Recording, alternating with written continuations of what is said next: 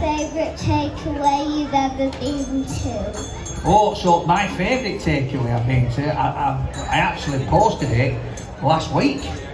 So I've travelled all the way around the world. I've been to America, Germany, Turkey. I've been all up and down the UK.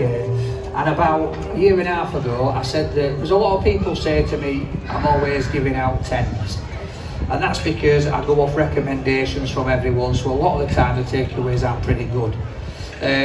But I did say that if I find one that's really, really exceptional and blows me away, I'll give a 10 star. And I've been waiting to do that for a year and a half. And I went to a place in Warrington last week called Tomlin's Bakery, of all things, and it were pies.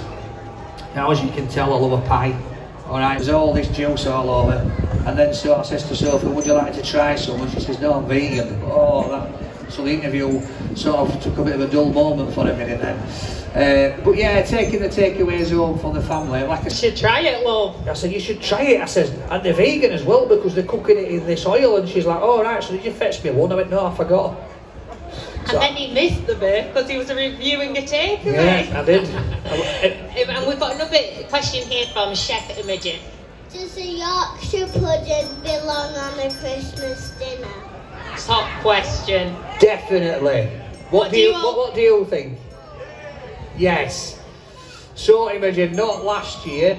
So I've done 4 years. I've done a charity Christmas song. So I can't sing for Toffee, alright, but I'll have a laugh and we have a joke. There's a music producer in London called Toddler T. I'll go down to his studio, he'll get a songwriter in, we'll write a song in a day, I'll sing it, and then I just leave him to it, he works his magic, and within 3 weeks we've got this song, and then we do a video.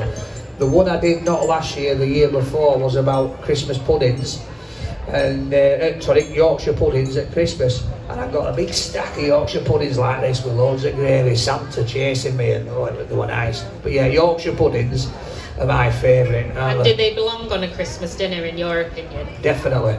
And I've even had, so look, and here you go. Here's some we made earlier. Yorkshire puddings, just there, just for you. So if anybody wants one, Sophie's going to hand them out. You can have a Yorkshire pudding, right?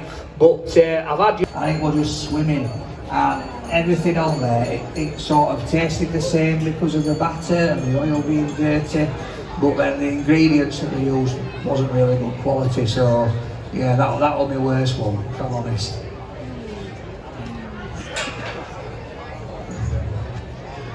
Why do you hate sweet corn so much? Oh, here we go, this is a good one. So I didn't let this out, you know, till I think it was till I got to 250,000 subscribers. I said I'd let the story out.